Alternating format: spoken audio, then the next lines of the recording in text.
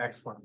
So I'd like to call to order the regular meeting of the Emergency Medical Services Commission dated Wednesday, June 14th, 2023. I would like to begin with the Pledge of Allegiance.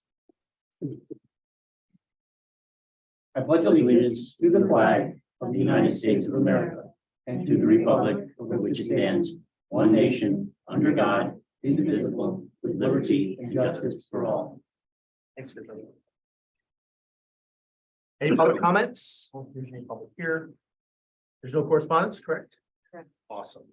Okay, discussion of paramedic services. So one of the whole reasons we finally called this together is we've been talking about how we manage paramedic services and I would say basic EMS for the whole town. Like, whether we're going to be ALS ambulance someday or where we're going to put everybody. And of course, it's a big endeavor, right?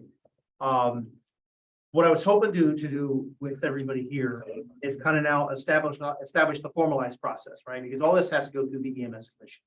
We've all been in the meetings kind of where we are so far. We've got all the players together. We've assessed that there's an appetite to make some changes that work for everybody. Now, the next step is like, how do we do this? The one step that I have taken is so as you know, Nuvance came to us with the annual price increase, or I should say annual contractual price increase. And if we had re-upped the contract, it would be another $120,000 a year. That's kind of the impetus that started this whole thing, is to look at how we're spending our money. Now, with that, we've run out of runway in the sense that July is when that contract's up. So we've been able to extend. We've extended it. They give us a year, and with another 2-year possibility if we wanted. The terms of the contract that I think we need to think about here are that we have 6 months notice to get out of it. And they understand that too. So I've been very open that we're looking for other opportunities. So that gives us in effect right now, two 6-month windows for us to act. Right. So I would say if we could, as a group, decide in 6 months where we want to go, then we have the opportunity to work with Nuvance, another company, whoever, because right now, we all know we have 3 different providers out there, providing us contract services. I don't know if there's economy of scale to realize from that. At the end of the day, we need to have the best quality for our residents and an efficient way to do it. I believe personally, I'll say this because it's come up a number of times. I think we have an incredible system. I think we're doing great things. The question is, are we doing it efficiently? Are we getting the best bang for our buck? Is there a way we can save some money? So that's kind of the overview. I'll open that up completely. Actually, should I have made a motion, I guess? I mean, where we can just talk. I'd like thoughts on the process. Because as we started this, it's been very informal. It made people together. What are your thoughts going forward? Anybody? I think we need to be on our own. I think Bethel needs to be on their own. Okay. I think we have enough calls to support that. I think we're big enough now that to be on our own. Okay. And I also think that right now it's skewed in money, and Brad might be able to comment on that as to us compared to our partners in Reading. So what's being paid. yeah, I think we definitely need to make sure we're having more as we go through the process. We'll take into account what like Reading is paying us, and we'll take into account what Reading is paying Nuvance. Right now, I mean, I don't know if it's 260 or 230 a year. I think it's 260 a year. They're paying $260,000 a year for that. I guess we'll call that backup paramedic, right? So we get our full-time paramedic, and then we get the backup that comes in town. They're basically paying for 4.7 FTEs is what they're saying for our primary paramedic coverage. And then Reading is paying for, I want to say 2.6 FTEs for that other part of the paramedic. So in all, for what the whole system is right now, we're going to be looking at $700,000 a year. So what's Reading paying approximately per year? $260,000. So they're paying 260 out of 700 when they get the same coverage, a primary and a backup. Yeah. So why are they paying so much less when they're getting the exact same Well, coverage? We are? I think that's the question we're going to have to talk about, right? Here's my other question is, Yeah. how's that breaking down? Is that broken down just in coverage? Because I heard that they were also paying maintenance on the vehicles. And if that's true, that should not be happening. That should be coming Yeah, to Bethel. Because we buy the vehicles and we do all the maintenance on it. oh, I mean, that Reading is paying. New New vans. lots. So I'd like to find that out. I heard it may be true, it may not be true, but I heard that. I heard that originally that was happening. I don't know if it's still happening. Yeah, I'm gonna follow up with Brad, he just stepped out. This is one of the things that we've got to answer with questions. Yeah. I mean, the Reading part of this is gonna be in our discussion. Mhm. I mean, I think so, stepping back a little bit. How does the EMS Commission want to set this up? For instance. We can, we need to gather all the data, that's stuff I can do, right, I can do all the background. But do we want to like start off with a meeting with, do we want to have Board of Finance, Board of Selectmen, and us in a joint meeting? How do you guys want to do us, do we want to come up with what our recommendation is? And then go forward with it, would be a good idea. I see you in. So this whole commission was established years ago because there's a lot of issues with EMS in town and we kind of Yeah. wrangle it in. And one issue that was always outstanding was combining the two PSAs and the one EMS PSA. Yep. For the town of Bethel, and I think that's still the end goal. I think we're probably in a better position now with the people in this room to do that, and I think before you figure out what you want to do, that's got to be kind of the first part of that plan is one PSA, Mhm. whether it's a BLS PSA or it's the ALS PSA. If the police department to pick or have the police department bring it back to this other PSA, whether it's a brand new entity, a brand new association or something. But I think that's kind of where you need to start this process. I think we all kind of want to look at, establishing the same staffing across the town, possibly probably putting the paramedic on the ambulance itself rather than a fly car paramedic. So I think that's kind of I agree with that. Yeah, the goal we're looking to do. So I think we really need to figure out how we create one PSA. so first. maybe look at the structure first, Yeah, then how we're gonna provide the Right. service. Right, the key thing he said there too was about the fly cars.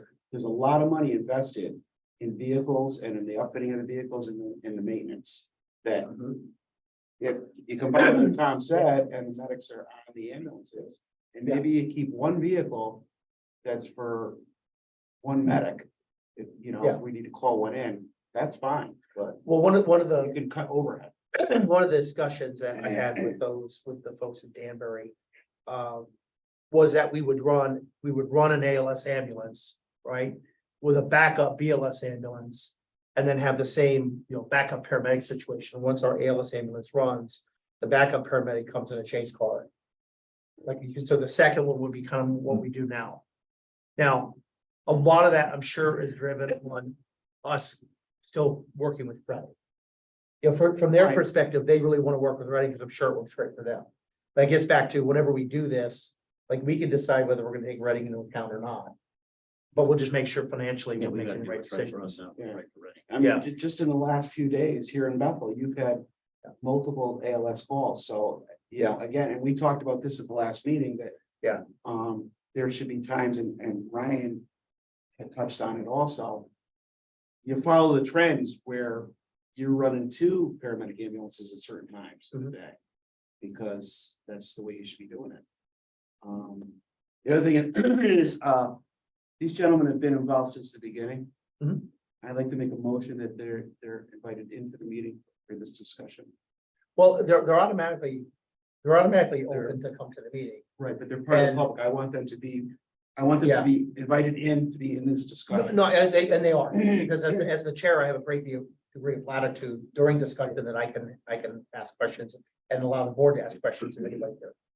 I mean, as Okay, far as Robert's rules goes, they are legitimately here. okay, I as- don't I tend to agree with you on that. I think we have to make a motion. So it's only if they're in for an executive session or something. this is- Mm.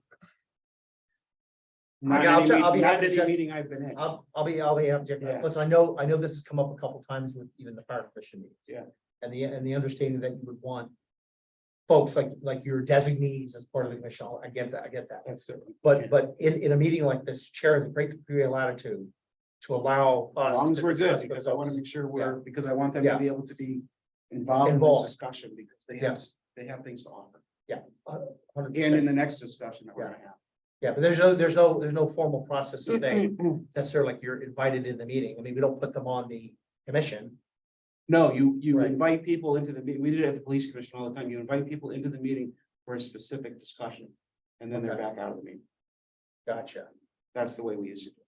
So I don't know, maybe that Well, changed. I'll tell you what then, I'll accept a motion to formally invite the members of the Bethel and Stony Hill Fire Departments into the meeting. That are not on the commission commission. for the discussions that we're having today, the two discussions we're having. Okay. today. So And, I'll make a second. okay, all in favor? Aye. Opposed? None, motion carries. That way, everybody's more comfortable. Happy. to- Yeah, I just don't want to do something that then somebody comes back and tells us we couldn't do it. I understand. I don't think, what's nice about Robert's rules, there's also in a small group, especially less than 12, there's a great degree of latitude. We don't even need seconds technically, but we operate that way. So, okay, so back to where we were. I mean, obviously, I think where Tom was coming from is look at the structure, look at the opportunities.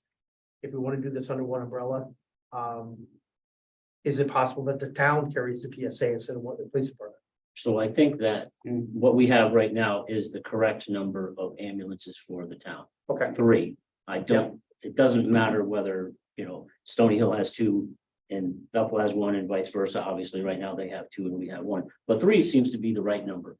Going to 4 ambulances is extremely rare and that's why you have your mutual aid agreements. So right, with that said, if we were to go with, the question was brought up at the last time we met on this. Is there a better way to provide service? Yes, there is. If we go with ALS ambulances, but it's going to come at a higher cost. right. It's not cost effective right now having separate PSAs.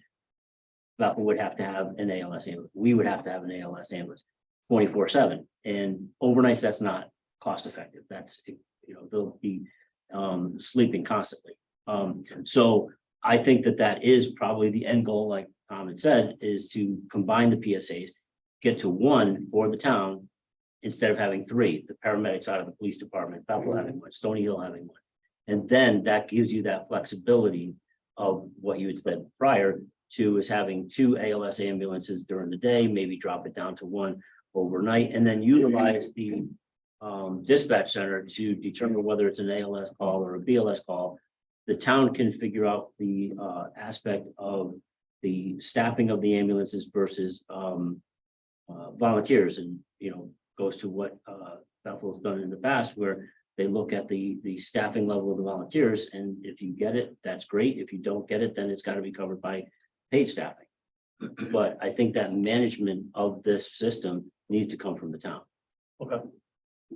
Okay, so it sounds like everybody's pretty much, So, yeah. goal 1 is pursue that. And- That's gonna take a right. long time, I'm sure. And I think on the trending issue, I think maybe Ryan can speak on that about what John was just touching on about how you watch those trends and we figure out when we need the medics on. And to me, we're not there yet. We're not anywhere near figuring out how many ambulances we need to have at a time. We need to figure out the structure first. The structure first. And I Well, think yeah. talking with OEMS is our first step, to meet with OEMS to figure out, what's the best, because you gotta apply for Yep. the PSAs and whether you merge them, whether we keep like a first responder with each firehouse and the town takes over, So I think Right. having a discussion with OEMS is kind of the next step. Okay. To let them know our thoughts and ideas. Yeah, but we could still research all this other stuff. Oh, yeah, no, That's what I'm saying. getting that We can project. do all this. Yeah. And get it moving. Yeah. Right. No, Because So you're it's gonna something we're gonna solve today. you're It's gonna something have we to have to have out right. there today. You're gonna have to have that to show EMS what our need is, why we're telling them we have a need and we want to do this, why we want to combine them and what we're gonna do. And here's what we're gonna do. We're gonna run medics on between these hours because this is the trend here in Bethel.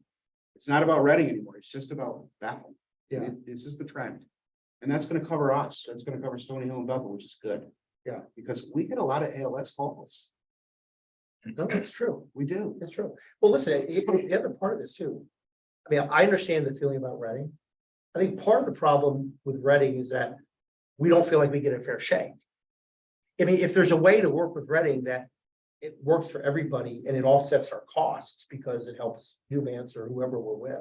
Because by the way, we may be talking to other companies, right? I mean, Right. when we get down the road, Yeah. Well, I we mean, have to decide what. here's the other thing. We touched on it before. You work with Reading. How far is it from here to Meadow Ridge? Yeah, I understand. down and back. Yeah. The beating you're putting on those vehicles. What's one of the it's one of the It's reasons, amazing. yeah, it's one of the reasons we talk about not including Newtown. Because- Right, and like I said, I have nothing personal against Reading, I just think we need to be on our own now. Yeah. And move forward. Understood. Understood. So I think, Laura, did you want to add in? I just said, if there was, if we all devised a plan that was equitable and addressed all the really good comments that came up, then you'd consider that, right? That if there was a way that Reading was counting for their logistic costs and their staffing costs and everything, then that would be an option that could be considered, right? If you felt like it was balanced, or you don't think. Well, anymore then that you're gonna they put a could third do medic that?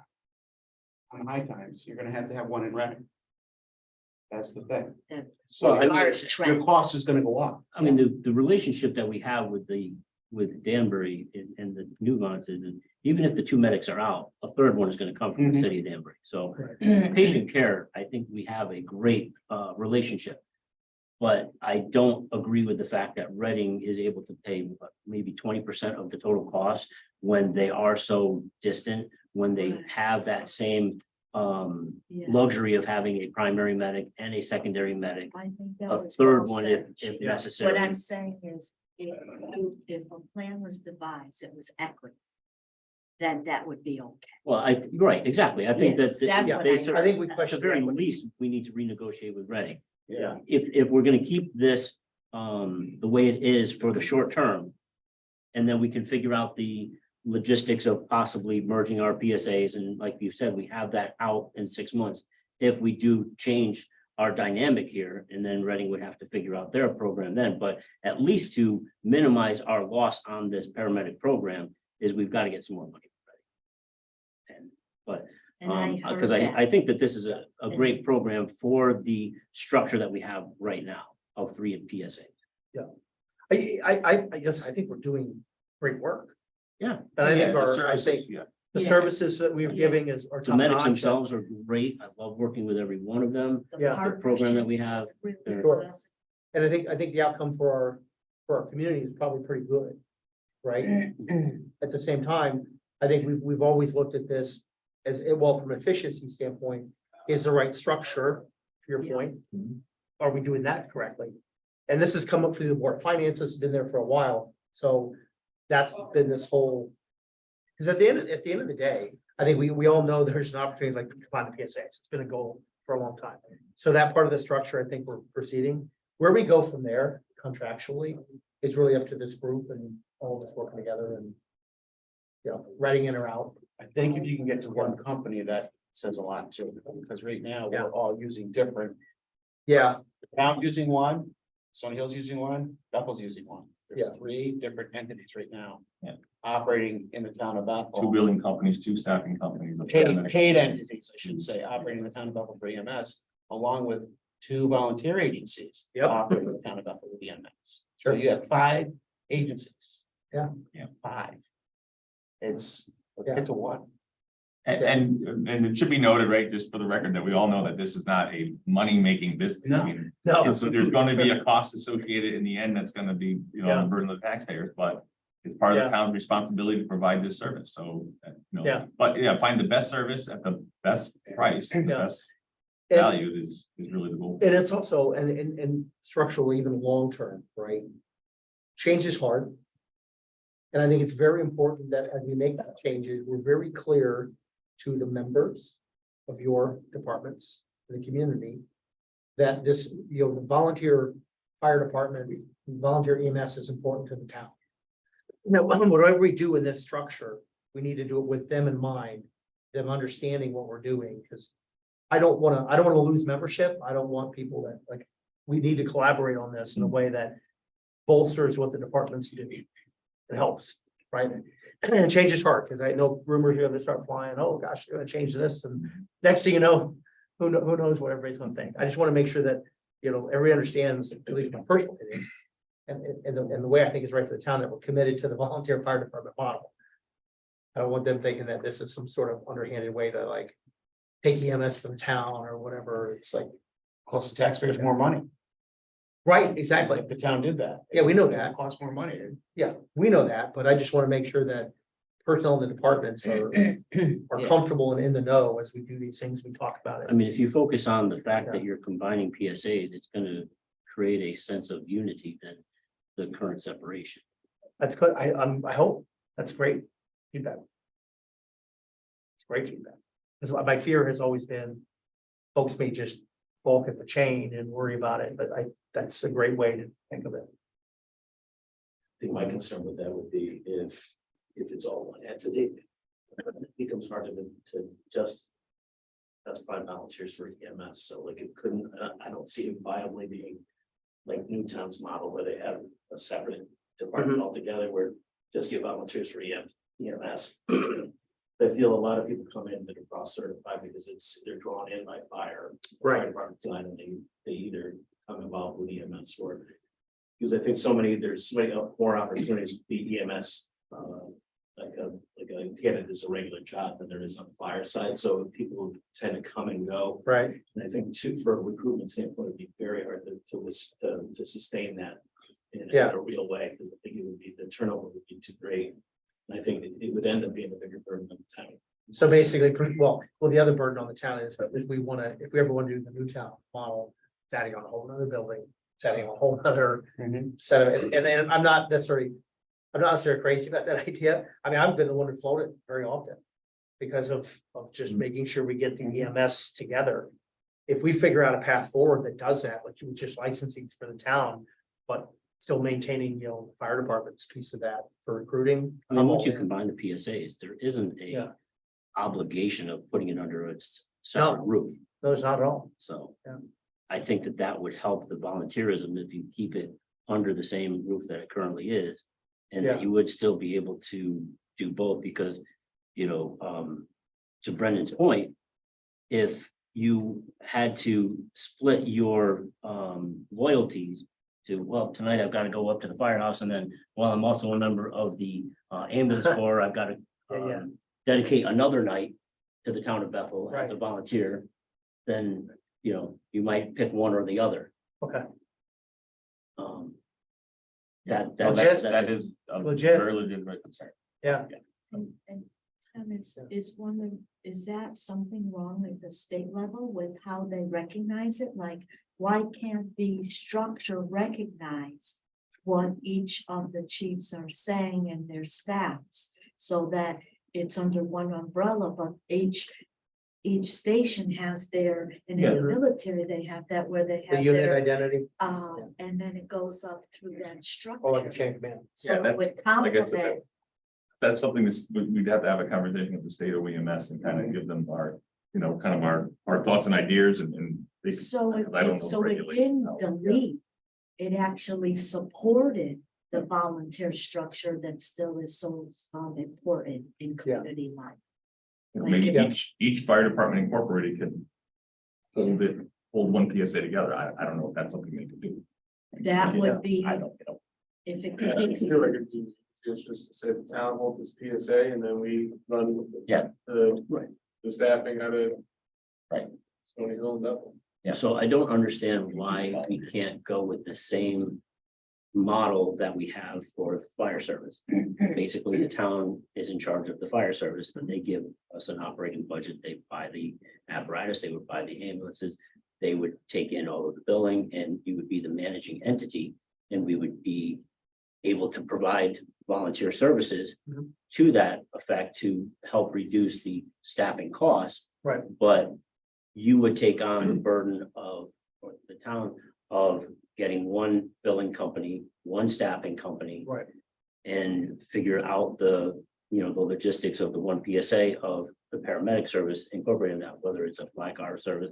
That's what we have to work out with OEMS. That's what we would have to work out based on the numbers of, do we have 2 ALS ambulances? Do we have one with a flag car? Do we have a BLS? Yeah. And start to combine the EMS memberships of the 2 companies. And all right, do we all go to Bethel to get out the second ambulance? Do we go to Stony Hill to get out that ambulance? Based on what we can schedule as volunteers. To your point, I don't think there's any limitation. Well, I don't know the limitations on that. It would make common sense that we should be able to do it similar to what we do in the fire service. Would make sense. I mean, I think what the town will have to realize is that there'll definitely be a cost in there somewhere. With respect doing like the town now running the billing back and forth with the billing department. Right? Because both of you have two people right now, probably Stony Hill and Bethel, who are volunteers who work directly with the billing companies, I would assume.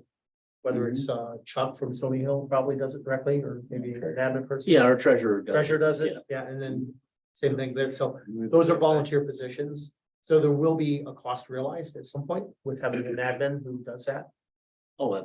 absolutely. So I that's a- mean, that's So a really the real- EMS level, but I mean, that's then the fire side. a whole nother aspect too, is there's a lot of work beyond just going on calls. The admin level that the Yeah. volunteers dedicate hours and hours of work of. Sure. Whether it's, billing and, admin work, just, putting personnel into computers and tracking training and Yeah.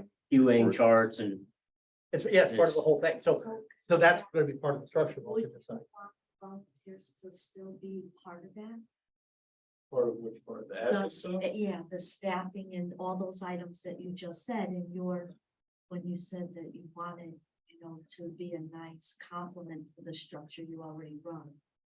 Right, so I mean, if we're gonna go the route where the town is kind of overseeing, right, the umbrella, then I would say there would be some type of communication back and forth with the town, but the town will ultimately be responsible Yeah, they manage for it. that, but to go off what he was saying, like ordering supplies, making sure that there's a lot more work involved in the administrative running of an EMS company. Well, and a lot of that would still have to be under the company, because, Right. yeah, a lot of that's still gonna be. Right. I mean, obviously, Yeah.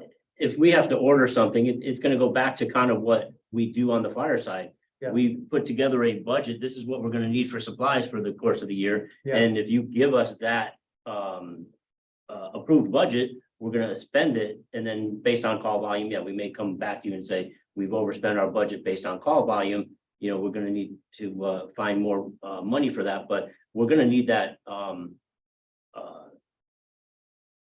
point of buying at that level, only because it's something that you need immediate, to Yeah. leave that up to you and say, Yeah. what do you need? And I think it's too much of a distant and Yeah. a supply chain Can't issue, have that time but, delay. right, But so to your that's point, it would be run very much like the fire service. right.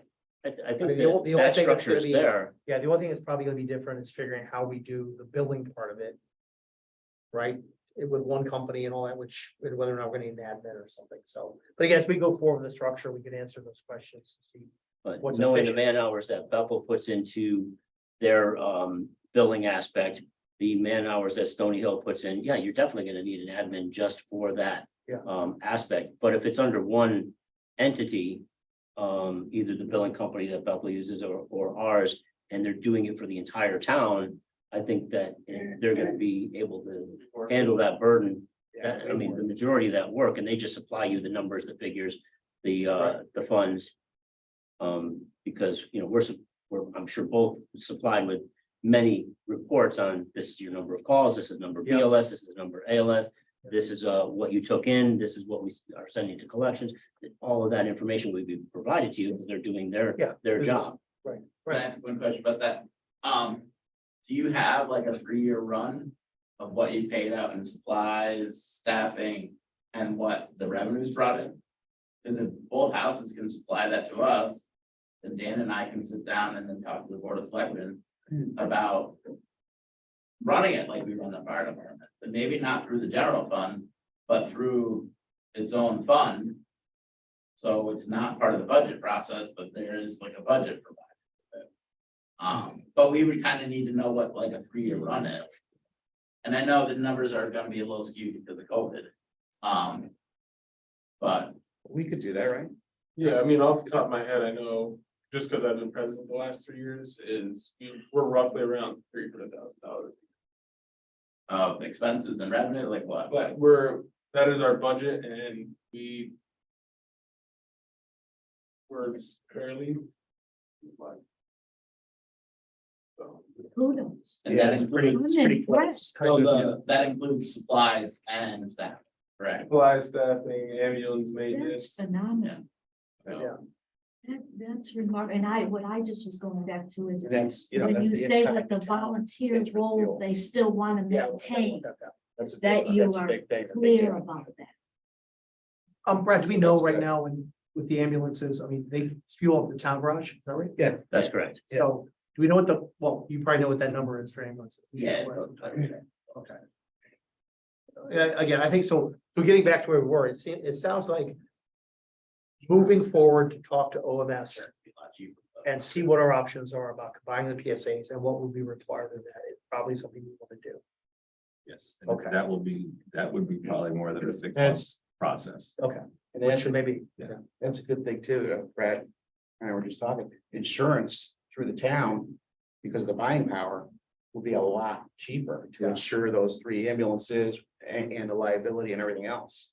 Be a lot cheaper than what we're able to currently get it for now. Yeah. 'cause at the end of the day, all the money comes out of our pot in the long run. We just gotta figure out how we Yeah. all do it together, how we maintain the viability of the departments and volunteerism. Give them, or, give the folks, first thing, give our folks the best service, obviously. Better outcomes for our patients, that's the most important thing. Yeah. And doing it. So going back to that same question on the cost to the departments.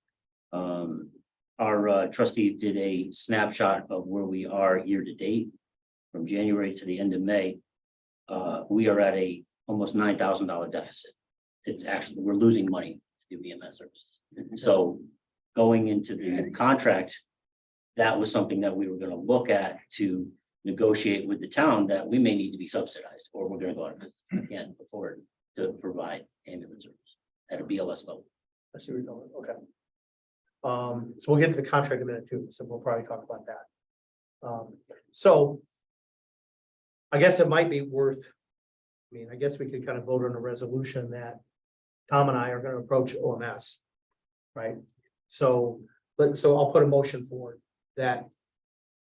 The commission agrees that Tom Galliford and myself, first selectman, will approach OMS and start looking to the feasibility of a combined PSA structure in town.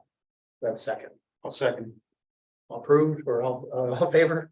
Aye. Opposed, none, okay, so that will do, so she's got that in minutes. So let's move on to the renewal of EMS contracts. So. Any more discussion on what we talked about? Yeah, I know we're doing so, okay, so we at least have that direction and then we'll continue the next step. With respect to EMS contracts, so I found these, I was just wondering with all this stuff going on and actually I think Ryan had spoken to me a long time ago about how the fire departments in the town works together. They exist. They were 60-month contracts. They expired this past February. Not sure if they ever did this before then. Tom, maybe you have some. Yeah, so some history, so. Somehow I was approached.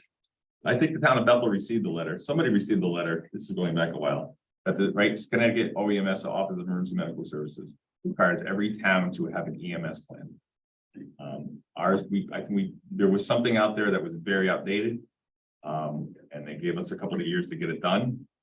So around 2016 or so, I started working on it with whoever was and the presidents and the chiefs back then. I don't know, was this under Murphy for Bethel or whatever? I think I was probably the chief in Stony Hill myself. 17. But anyway, there's an entire very comprehensive EMS plan that has the paramedic contracts in it, No, I'm talking about mutual aid plans, metrics and things of that nature. And part of it is that there should be a service agreement between the BLS providers in the town of Bethel. And it's pretty much a cookie cutter contract that OEMS recommended you use. So with making some few changes to it, that's what was done. It may even went to the EMS Commission at some point for approval. I don't recall, but yeah, that's what this is. This is just a real basic contract. Basically saying that the two nonprofits, Bethel Volunteer Fire Company and Stony Hill, in 2 separate contracts will provide BLS services on behalf of the town of Bethel. So that's where these came from, and they were signed by the presidents, I believe, of both Yes. fire companies at the time. The first line at the time. Yeah, So, because it was yeah, done so with, it was done with the incorporation. Yeah, and I guess it's the 60 months, so it's 5 years, so it's overdue. I don't know where the state is with the EMS plan, where they are as far as getting towns to review them and re-up them, so I'm sure at some point we'll have to do that as well. Yeah. I think it makes sense that we do. And I mean, with respect to the timing. I mean, I guess the one thing we do is, I was thinking doing it shorter and doing it in line with the paramedic contract. Hmm.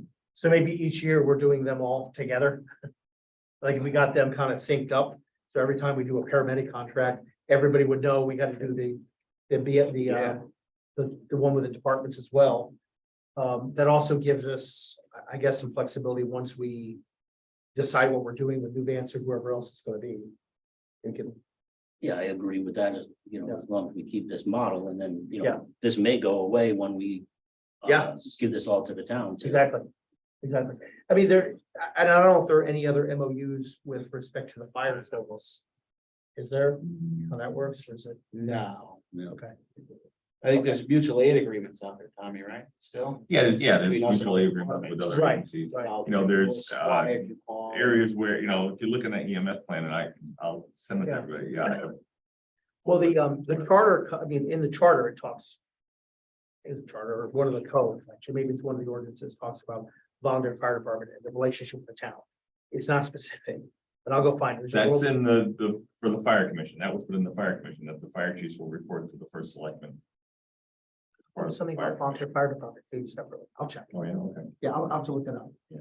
I mean, I'm still the new guy. Yeah, I'm finding out things all the time, like expired contracts, So, and they've never kept, there's no central location where they kept the contracts, I know of yet, so no, we'll work on that. so I got a couple of questions. Yeah, go ahead. One, has everybody read this document? Everybody that's here's read, everybody's read the document. Two, anybody got any problem with anything that's in the document? Oh, so a little correction. But nothing crazy. Okay, well, is there a correction to be made? Just that the volunteer fire company and or department thing. That type of stuff. Okay. And I think Stony Hill's incorporated also, right? So Bethel Well, Volunteer they're, Fire I think Department, they go. by- No, we are a company. They go by Fire. company. you guys are a company. You go back home. Yeah, Stony Hill is Stony Hill Volunteer Fire Company. And you guys are Bethel Volunteer Fire Department. Incorporated. Okay, Okay. so we'll make that, that's. Okay, That was it. Brad. So as a Stony Hill chief brought up. What happens if there's a deficit in the ambulance service? How do we handle that? I think it's Right, well, the paramedic program's been a lot of years in front of it. right, Because it's its own fund, yeah, it just owes it to the town, it's a check. that they- right. But with the BLS ambulance, they're kind of running it internally. They have the PSA. There really is no mechanism, Right, short of them coming and asking for money from the town, they'd have to come and ask for money from the town. And there's nothing in this contract that says if That's why we're Agencies. looking at revising the contract that would show that there's gonna be a cost. yeah. Yeah. Yeah, because right now, those are coming out of basically the assets of the department that you have saved up. Which we don't want that either. It's probably not much in the bank. You guys got more in the bank than anybody. You've been there longer. Well, try to manage it good. I know. That's the thing. Chief, It's tough. is the deficit related to a lot of the calls that have been discussed before to agencies out there and things like that? Well, a lot of it is because of the cost of staffing and the call volume. The call volume isn't enough to pay for the staffing. The other issue is the type of call that we get is elderly facility calls that most of the time it's Medicare, which pays significantly less than your your private insurance companies, All the Bethel healthcare costs. Right, Yes, Bethel Healthcare, that's what we Maplewood. discussed. which is 90% of our call volume. Right, Yeah. okay. So we inherently get less per call. I always forget now, one of you runs a 10, 12-hour shifts, one of you runs 12-hour shifts. Right? We do the 12-12. You do 12-12s, you guys We do do 10, 10, 12s. Okay. Yeah, just getting back in my head. And then it's been difficult to, like, they run 10-12, so it's a little bit cheaper on the pay side. Have you guys ever looked at going to 10-12s? Not to be any go that here, Well, and, or is the membership? I mean, the goal is to always reduce the amount of paid staffing that we have, but Yeah. we haven't been able to do that. We can't get that commitment. So because we can't get that commitment, that's why we rely on Yeah. staffing. And Yeah. those 2 extra shifts that we have on on the weekend day, that's $50,000 a year. Sure. Mhm. Yeah, I mean, obviously Bethel department has about 2/3 of town, Stony Hill about a third, right? What's the call volume comparison? You guys ever compared? it Last to- year, we did 1,300 calls. You guys do about what, 1,700? More? I don't know. Talk about EMS only. EMS only ones. That gets- Okay, I'll go back and look. I had a number that Nuvance had given me numbers of Reading and us and all that sort of stuff, so. I don't remember if it's broken out by department. Anyway, but the bottom line is, obviously, we have to make sure the ambulances are whole. I mean, we can't let you guys go to the. You know, and one of the things that, So we have to talk about. you know, is tied into that figure too is mutual aid. And if I didn't have mutual aid, that would mean I'd have even more of a deficit. So if, let's say, Nuvance all of a sudden fixes their staffing issue, then Right. I will get less call volume. If Newtown fixes their staffing issue, I get less call volume. So Understood. that's a Yeah, variable that I there's can't still- control. there's still a very fixed cost of doing it, and you really haven't had the opportunity to. But that, So, the yeah. chief brings up a good point, because for us, it's Danbury. Right. We're running ambulances to the city of Danbury. John knows, he's a dispatcher over there. Yeah. We're running ambulances to the city of Danbury all the time. New bonds can't keep up. Yeah. Over there. But, It's amazing. and I agree, their mutual aid gets a little out of hand, but it's reciprocal too, right? When- No, it is when reciprocal. We're in a bind, Yeah. our ambulances are out, we've had Yeah, other towns and quite often, so it's a Yeah. balancing act. But I still think that 3 is the right number for the call volume that we have right now. okay, It's very rare, and I'm not saying it doesn't happen, but it's very rare that we go to 4 calls at the same time. That is really rare. Really. Has anybody looked at how often we go out versus how often other towns come in? But we significantly go out more than we can have pull in. Yeah. So, but again, That's you have true. the first selectman on your commission. If that's turning into an issue, maybe it's conversation with Newtown going, But it's a double-edged sword, right? Yeah. Because I'm not saying we want to break it, but there might be something that you can put a little more pressure of like, look, like, you guys are costing us 25 grand a year because you're not staffing enough. You know, like, I'm not saying we're looking to change mutual aid. We want mutual aid, it's important. But yeah, we need. if another town's not pulling their share because they're relying heavily on us. Just like we don't want to rely heavily on Danbury. Because they're gonna go to Danbury stuff first, That's a great point. you know, but like, at some point, It's a higher level. I mean, I don't understand how Newtown has a contract with Nuvance for one paramedic and then goes mutual aid for a second. That's got to be a significant cost savings, but still get the same coverage. Yeah, because they're relying on all the towns around it. Exactly. yeah, That's a good point. you know, but again, Newtown's area is huge. And also, that's where it's a conversation with the first selectman. With the other first selectman, Yes. Yeah. like, yeah, he and I have spoken at length about Nuvance. And I've been pretty adamant, I should say, I've been pretty honest, not adamant, but honest about, it'd be very difficult if we were partnering with them in some way because it would take all our resources, so we know that. yeah, We'd be having our bands on the other side of Newtown and stuff. Yeah. but it sounds like they're already taking some of our resources, Yeah, more than they're giving. So, Well, I again, can- I don't know last time they kind of came to the league, but they don't have enough staff. either, right, it's either Danbury or, And for you guys, it Brookfield, it was Brookfield the other night, right? Not Newtown, you called Brookfield. Well, we called Danbury first. They didn't have For anything the, available. so for the they went to- MBA. But at They the, went to at the Brooklyn. leader level, would there be an agreement like household hazardous waste that if it gets over a certain ratio, there's a stipend issue? I don't know. Well, I Like, can't you know- confirm it, but I've been told that Southbury actually does charge a fee to Newtown if they come in over and above them taking the billing, obviously for the transport, but as a penalty. Well, I don't, Interesting. mutual aid is so important, but I meant if there was Yeah.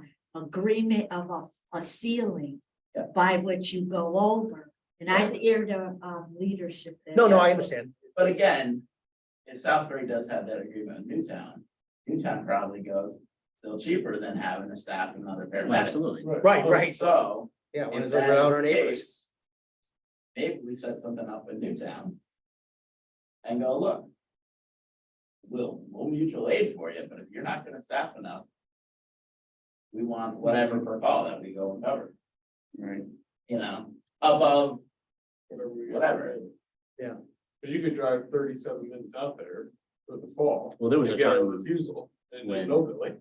they were toning us out, and then once it went to mutual aid, then their people would start getting out of bed, and we would get Which is- canceled before we even get out there. You see that, and that's the other problem that Brian just touched on. Yeah, You get a call for, we call them calls for service. So you're getting a call for service, that's a fall. You go out and it could be in Bethel, it could be in Stony Hill, it could be in Newtown, wherever we go. Either department, you go, they're fine. All they want is to be helped to get back up, either in their chair or in bed. Yeah. You can't bill for that, But again, which is inherently wrong, that you can't bill for that because it's a call for service. but we talked a lot about the paramedic and the EM, all this is Mhm. a service that the town offers. Right. So it's not all about the billing. You know, Correct. you should can't have be- it both We ways. know we're No, not making But you money. should be able You're to bill obligated when something for someone- that call. Yeah, Well, But that's again, when you have You to- can, why are we, You know, now Running you bill for it. why are we running for a fall? 40 minutes to a part of Newtown? Whereas, you know, Yeah. Because the problem is. The information, and John could touch on this, the information the dispatcher gets. They're sending you because. Was the fall really not just a simple fall? Is there a medical issue? You know, you don't know Yeah. until somebody gets there and actually checks out the individual. That's the problem. So you're stuck with that 37-minute response. You're right. But when there's falls, it's more like Bethel Healthcare, just in a BLS, right? They're not saying ALS, It right? depends. Unless they know. If there's like a head strike, that's an ALS call. Well, right, but if they just say, lift assist or whatever, and you don't have much information, Right, but have, you get there and then you find out the person just had a coronary or something. Right. or, I mean, for our Yeah. protocols, it could be a simple. You could slip out of bed, right down and, knock your noggin on like the nightstand just a little bit, like we all be fine, but anything that has blood thinners, that's That's automatically ALS. ALS. You have to, by our protocols, call for a Yeah. paramedic. And with the paramedic comes. The paramedic does, we talked about this once, paramedic does their own chart, ALS assessment. ALS their own assessment, chart. which Which can be billed for. How's that getting billed for right now? Does anybody know? Like, is this Nuvance, does it go through Nuvance directly? Like, I how's know the we don't get their how's charts. the reimbursement come for ALS? The reimbursement comes from, Oh, it still goes to the ambulance. it goes through the ambulance, Yeah. so that chart Mhm. is combined with fire company's charts and billed for the patient as one bill for an ALS service. And then when we get paid, that portion comes out and the town, the fire companies cut a check for the town. It's just the difference between the ALS, Right. yeah, okay, BLS, ALS. Yeah, so the town's getting fully reimbursed for any ALS that we charge. Yeah, that's what they call And it. same thing, That we realize. if it's a Medicare or Medicaid, the reimbursement rate is dramatically less Mhm. for ALS reimbursement as well, so. So a perfect example of that is if we do go to a facility, Maplewood for a fall. And the patient is perfectly fine to their baseline. But the staff says, we want them sent out because it was unwitnessed. We don't know if they're hurt. Because for this particular patient, they have the power of attorney, their rules apply, we have to take them, we send the chart out. We don't lie, we put down the facts, we did no interventions, we took their vitals, the vitals were within normal limits. Medicare says, why aren't we paying you, the BLS service, we'll give you basically a transport rate. We didn't do anything, and there was nothing for us to do, there's nothing wrong with the patient. They're gonna get to the hospital saying, why are you here? And then they'll get them a transport back to the facility. What happens if just an actual patient asks, so I want to be transported, do you have to take them? Yes, And then the actual patient, we wouldn't get reimbursement on if they were fine. we'll get a reduced rate if they're Medicare. Depends on their insurance.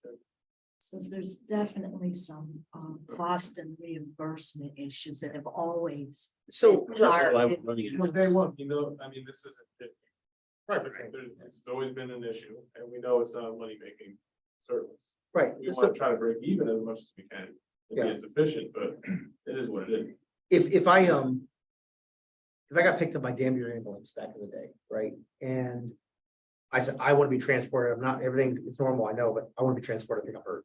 And they take me there and then the insurance company reimburses dramatically less, right? Is there anything that keeps the ambulance from charging the patient? For the Charging. difference or a fee? And I think. Or is it under accepting the insurance? That's all under OEMS, you take an ambulance ride, that's the state. Mandated price that you can charge, whether you're a private service or a municipal service. So, but if we, what I'm saying is, sometimes, to accept insurance, right? They have to agree with the insurance company of what they're gonna accept. I'm sure there's Medicaid, Medicare. But there's no way to go on beyond and build a difference to a patient or an entity. So there's set billing rates by the state of Connecticut, there Yeah. are minimum rates, you can apply to charge more. There's a whole process for that, we don't do it, but you could. And Yeah, One I'm is- saying that, so say it's $1,000. Yeah. And we go through insurance, they pay us 500, if we take the 500 but still bill the person The other extra 500, 500. is that something that's ever done? Like in the insurance world, to some degree, that happens sometimes. Unless there's an agreement with the provider to accept that insurance, they're gonna have an agreement to take what the insurance gives them.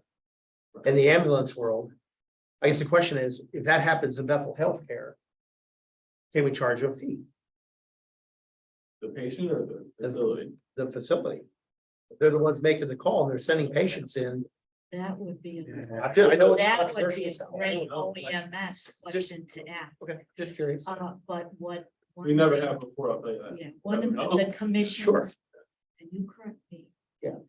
Full respect here, but one of the things that we always discussed is if sometimes residents won't call the ambulance because they're afraid of costs. So True. this group has always been very good to the public health Yeah. medical system. In that on the street, sometimes depending on their age and who they are, they're so afraid of any extra bill that sometimes I have to say, no, please call 911 if you need Mhm. help. But if they know that there's money that's gonna be attached to Yeah. it, they drive themselves. So they've always held Yeah. the balance that people weren't afraid to call. Well, I think to your point, it's better care to do that. And we know this is not a money-making enterprise, right? We eat the cost because it's a service. But then there's that question, well, if Bethel Healthcare is driving the train on some of this, is that something we should talk about? Because it's a very. I'm sure that's an I'm agreement curious. that they have with the patient, that you're gonna be liable for all costs that are incurred. That we approve on your behalf. And then when you go to OEMS with Tom, this has come up before Sure. with the chiefs and with the EMS. And one thing that we had discussed and we didn't, is that the medical facilities are under certain statutes and regulations, back to what Ryan said, that if it's a fall to cover themselves and their liability, that's why sometimes they say, or Maplewood, oh no, we want them to go. So there's this little nuance in the law and liability and why they're asking, even if it appears that the Sure. assessment says they're okay, that the facility doesn't want to be. Right, and Maplewood's a little bit different too, because that's not a skilled nursing facility, it's an assisted living facilities. So Right. they don't have the same medical evaluation, that, let's say, a Bethel Healthcare may have on staff. We're not going to get into it here, but they put there's a lot more work that is being vetted out to the public health and medical system because of what the chief just said, because they don't have their internal medical staff. Mhm. The last time we had a critical issue, I was talking to their chief financial officer through what they needed to do from the public health end of it. Mhm. So when they have a classification where they're not medical, they're operating as a non-medical facility with with people who need a lot of needs. Is the Right. easiest one. So those are just layers that you could go in with, Tom, and say, Yeah. could you explain to us how we I mean, balance this? That happens so often with Maplewood, to a point now where they've actually installed in every single room cameras and fall detection systems. Yeah, Because I've heard they that. are an assisted living where they're basically independent. But they're not independent, they fall all the time. And, that's why I think we ran there, they were joking about it. Okay, we went on every floor today at Maplewood because they went out there like 4 times in one day. Yeah, that fall detection system could be our Waterloo. Go ahead. So I know we're talking about money making and, billing and how that's going. I'm not sure if it's up and going yet, but I know it's coming. And it'd be smart to get on this whole PSA one unit thing. I forget exactly what it's called, but it's basically out in the Midwest and down south where you might not necessarily take somebody to the hospital anymore. And I wish I could remember what it's called, but basically if you're part of this program, you go out and see these patients prior to 911, or even if they call 911, you go out and you can assess them and maybe bring them to an urgent care instead of the ER or things like that, which it's not based on PSA though. So new van, like whoever applies for that first, Yeah, it's a Yeah, it's a- community paramedicine. something like that. They call it something different in Connecticut now, but it's coming. And it's, Yeah, I think that's something that may control the hospital. it was discussed when VidTech It was came, like one per area and then. pretty much like you apply for, So they'll do like an area and it'll be, nope, they already got it, so you can't do it. right, and Okay. from what the minimal stuff that I've read about it, I mean, it's profitable. So That would it's- probably, that would lock us in with new vans, of course. Because there well, are they have to apply for it. new like- vans would. Yeah. Interesting. But if we say, there's mental health care, stuff like that, if we wanna take, that's a separate, it's kind of like 911 versus transfers.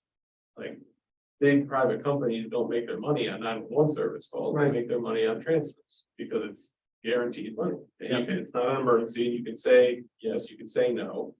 It's kind of like that same type of thing, it's guaranteed money that we're just gonna say, yeah, we're gonna do this. Gotcha. But I But think if that we're might be changing, it something doesn't change us to a point where we transport to the hospital or transport or to an urgent care. It's basically the same thing as a transport. But Right, we're if- still transporting, but we're, But if Nuvance is gonna be the one signing off on doing that, they would be taking the loss because the hospital wouldn't be getting the patient. I don't think it- Urgent care would. yeah, but I don't think they would be signing off on it. I don't think it goes through, Wouldn't it go through I that think it control? goes through like OEMS almost. Yeah, we can ask I around. don't doubt that. I It's don't- gonna know the name of it, so we can find out something. Yeah, So what Probably the next phase. Yeah. the Tom was saying before, so you're saying. We could actually go to the state. And ask for higher rates or to the defense and ask for When higher you fill out rates. your rate application every year, it's Uh-huh. just for the state rate, but there's a process to do Yeah, that. it's- We've never done it. So It's if we probably get under very one umbrella, complicated that's- and That's probably something to do once we're under one umbrella, try and get them up a little bit. I wonder if there's a Fairfield County rate versus. Yeah, state rate. there may be, I don't think so. you don't know. Probably should be, Yeah. state of Connecticut for the health insurance charges towns. in Gold Fairfield Coast. I don't know County. what you Fairfield could County, have that right. could justify an increase over someone else, other town or another agent. You'd have to get. Like every town, Fairfield County, just say the same thing on their application and then. Or try to get OEMS. Yeah, I don't instead know. of county rates. Well, I Right. guess the question at hand would be, Yeah, what are our rates compared to everybody else? Are they just automatically the I think it's state, same, or do we think It's state, yeah. it's the whole state Yeah, has the yeah, same we- rate. automatic, we don't have to.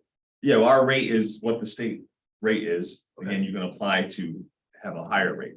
How many agencies do a higher rate? OEMS probably knows. So it's statewide. Yeah. So I like what Brad is saying, it should be, and that's a lobbying issue, it should be Yeah, countywide. that's. It should be by county, because Fairfield County, Mhm. right, Gold Coast, way more Where expensive it's for our stuff. And that's a good point. So we want to just get back to this contract. What do we want to do with the Yeah, contract? so It says here, you can extend it by mutual written consent of both parties. Mm. So I mean, I think we should extend it. What is the out clause? Except for Ken. Is there an out clause? Yeah, you terminate, Okay.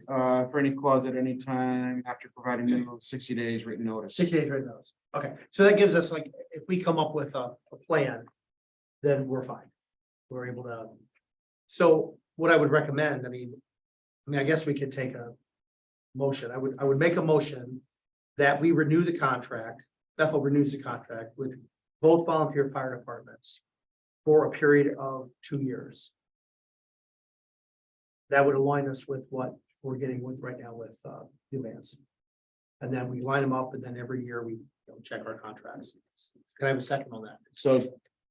Okay, let's have some Second. discussion on this because I Discussion. can't really Yeah. uh Okay, let's go with this contract without some sort of financial back. Sure. Because I can show a deficit that I cannot continue to Yeah. provide care without any subsidizing from the town. So So, point number 7.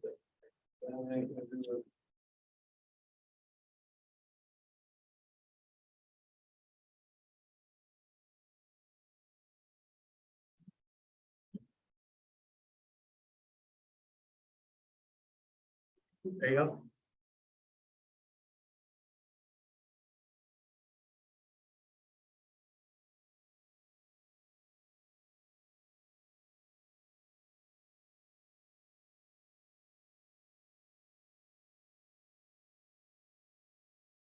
I mean, I don't know. Brad, I don't think you have confidence.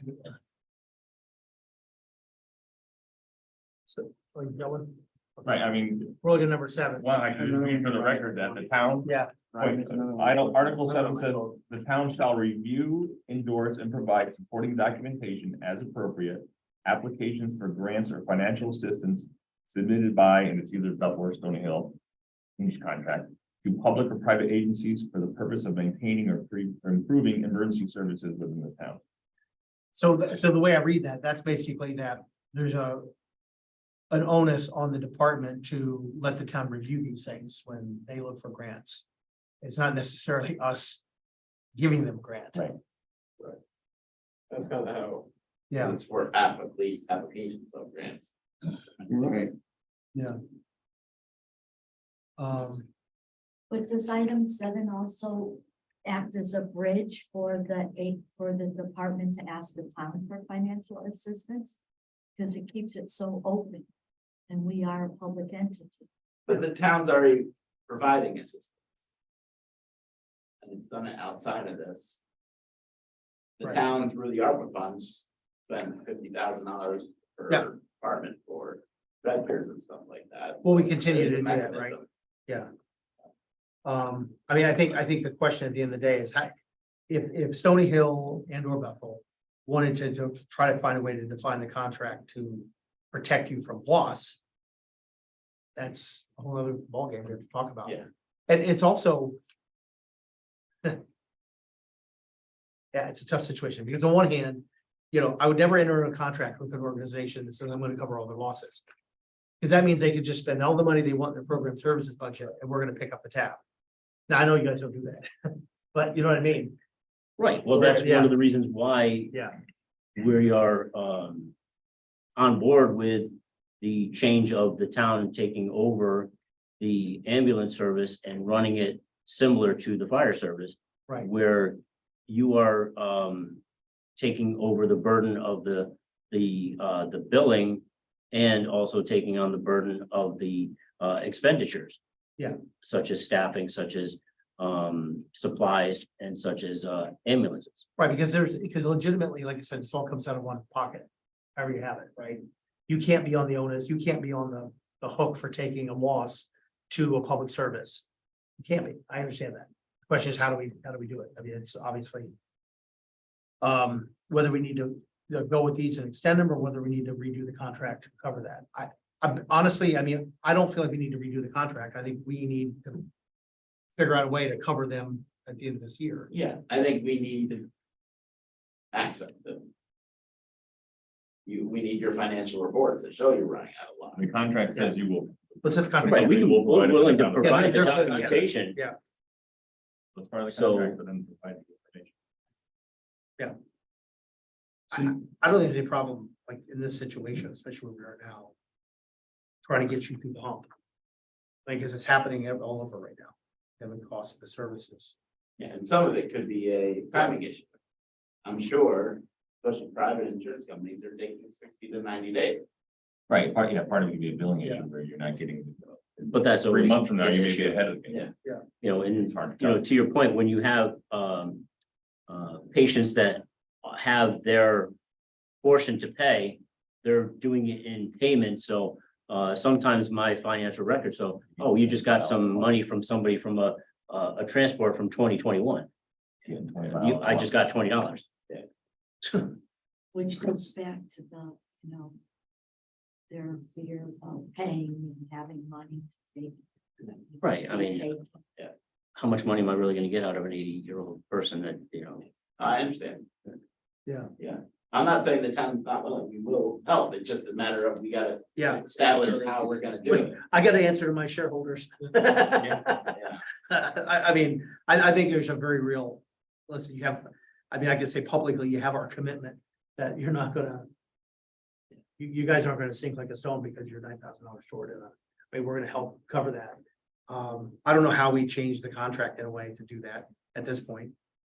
But if you guys have an idea, I'm always willing to entertain it. Or you just keep it as a one-off and the company goes before the board of selectmen first.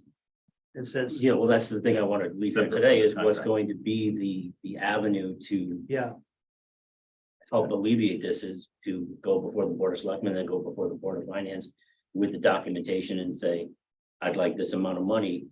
Because even if we pay for that, we can't go with just a breaking even. We've got to look at in the future, because if we're going to continue with this same platform, I right. need to start putting money away for ambulance replacement. We understand. So Yeah. we need to That's what show we're a looking at. profit. So Brad, with our paramedic account, is that paramedic EMS? No, it's just paramedic, okay. So for us to find the $9,000, we probably want to go to the board of finance anyway. Yeah, we gotta figure out how we're gonna fund it, because we've never funded it that way.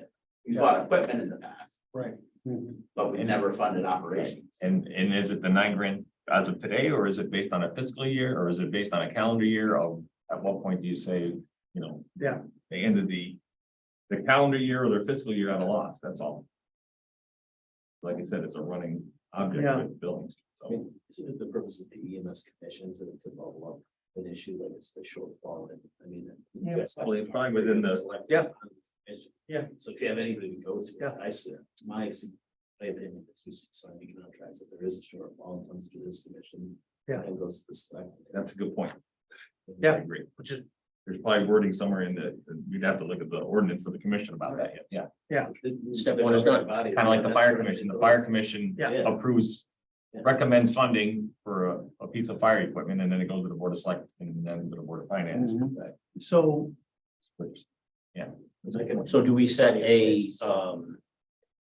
precedence today to each time that the EMS commission meets to have documentation, where are you financially?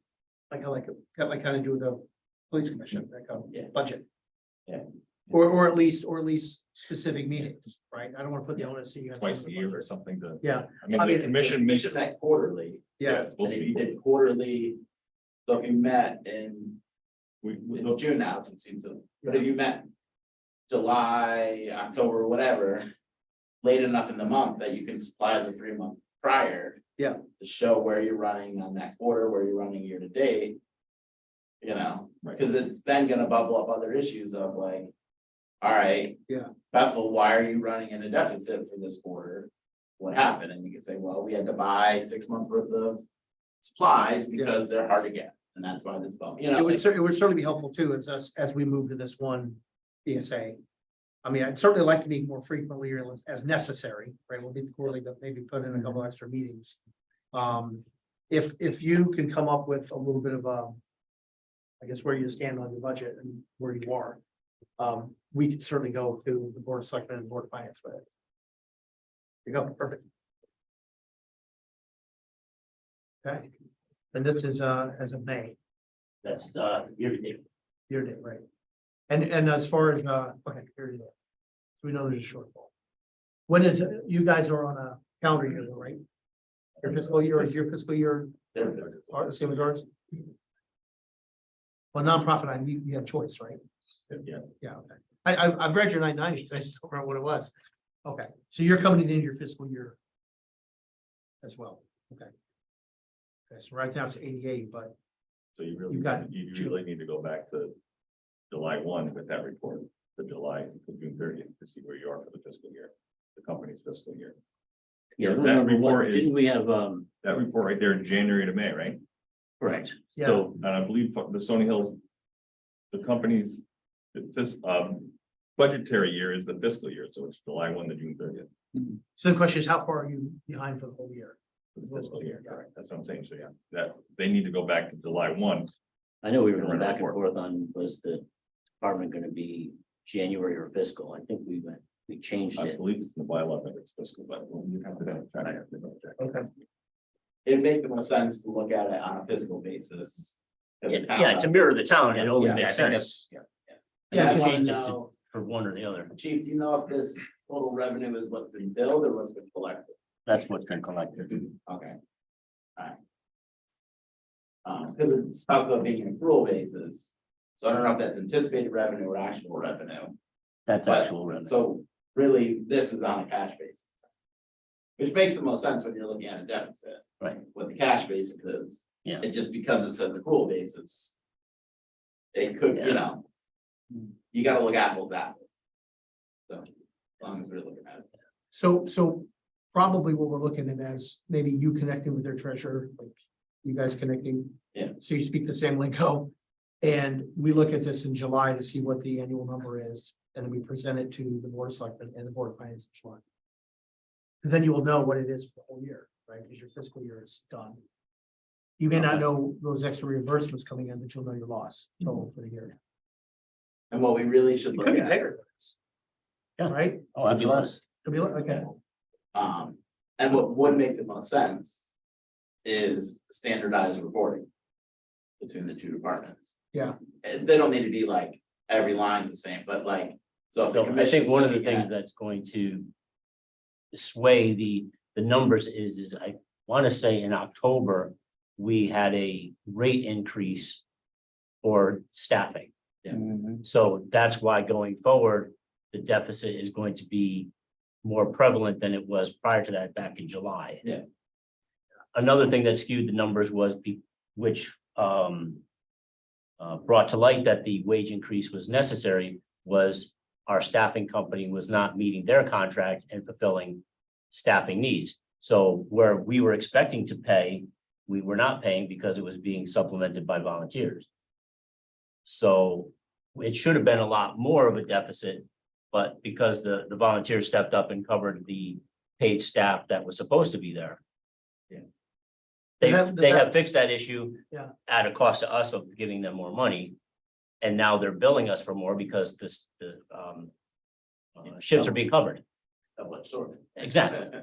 You agreed to pay them So I more, think so going you're gonna- forward, that deficit's gonna be more.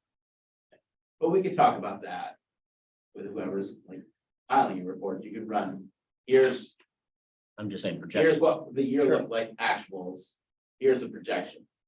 And your projection then would be, look at a month, our average supply cost per month is $15,000, our staffing cost is 15,000.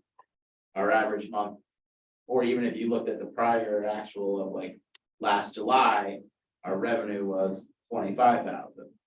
So we're projecting for July or for the future quarter to lose 20,000, you know, like, and then you can look at both sides. I'm just saying for a quick mathematics, knowing that we had set up a date of January 1st, if you are not fixing your staffing issues, then we're going to terminate the contract. Yeah. They fixed it, so measuring apples to apples, January 1st of May, what you have in your hand is the staffing accurate billing and the wage increase. So if it's an $8,000 deficit now, based on what billing is giving us, I don't see that really changing.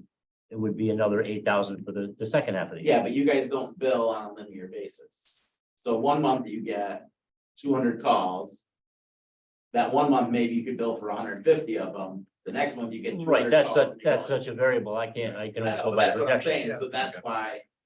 Looking at just a 5-month run, I understand your point about the staffing, Right, the expenses. Could be an issue, but you're gonna get big swings in revenue. Or maybe you don't, maybe it is pretty standard, but. That's why usually you look for longer periods of times, even if you break up chunks of it, so you can see, but trending wise, you need more data. So, but we could look at all that. Okay. Okay, so, I mean, if we're comfortable, we have the motion on the table. to renew the contracts for 2 years. So. Any more discussion? Go ahead. Yep. So you want to renew it for 24 months? Yep.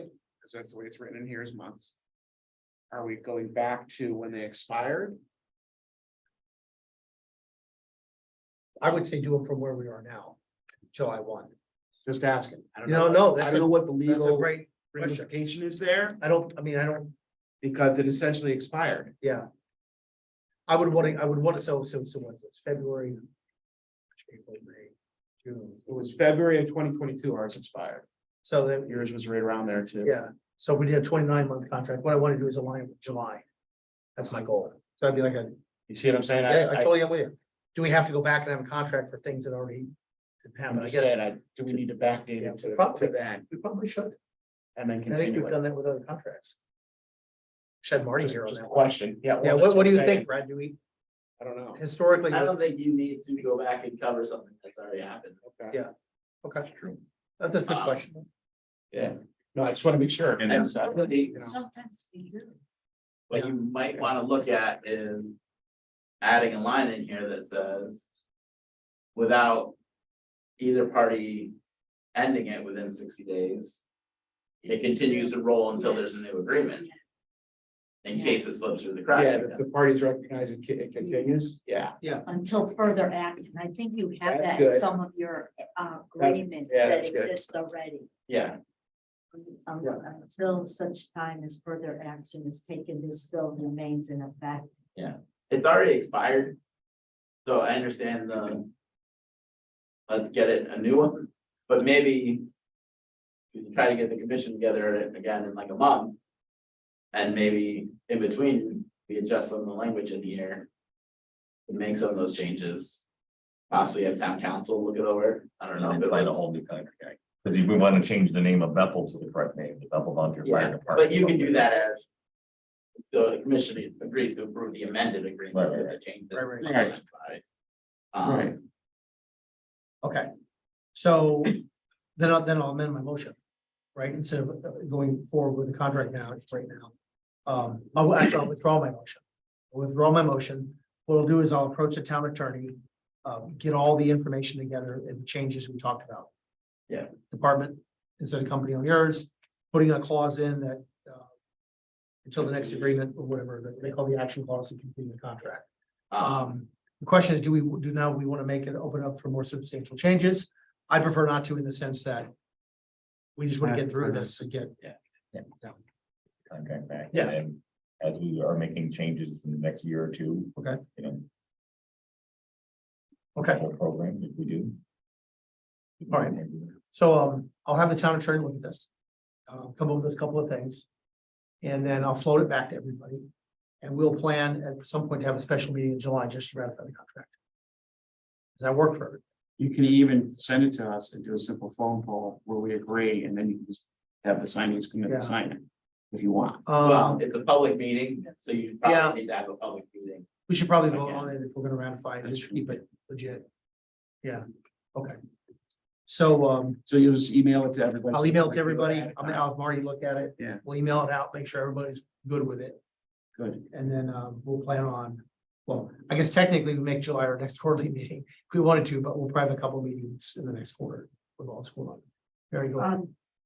And when you email it out, if anybody has comments, they should just email you directly and not to the whole group. Yeah, because that forms a quorum. Right. Thank you, Mary. Good Okay. point. Well, I'll email them out separately. Actually, you'll email them out separately. The other thing, probably because this commission hasn't met, I was thought of, there was an updated FOI policy. So maybe Mary can send that out for the. Yeah, do you, They should have it. let me see what. So I'm getting emergency messages on my phone, but we're gonna close soon, so Okay. that's, I apologize, but I'm getting some proddings from the state health department and I will, but it sounds like we're almost finished. Yeah, we are just one second. One look. If I have it on my phone, To go. Actually, I wanted to ask you some. my presentation. If I have the FOI on my phone, I can literally, Yeah, I have it in my office. It's just a basic Well, I think thing. we've all seen it, right? Don't be The on your chiefs phone. are part of the fire. Yeah. They were there at the meeting. That's what it basically. says. Well, Yeah, but I one of think the, if- well, the, Officially, if Mary sends out Yeah. to the board members, That's and then right. maybe you add it to Then the the- July. Yeah, for the next acknowledgement. meeting. Yeah. So that this meeting Yeah. or, yeah. yeah, there was a requirement to read it at the Oh. meeting. That's We'll what we read it did next in week. the next meeting. To read it. And then, yeah, I think good for that. So I would entertain a motion to adjourn. So. All in favor? Aye. Opposed? None? Great. Thanks, everybody.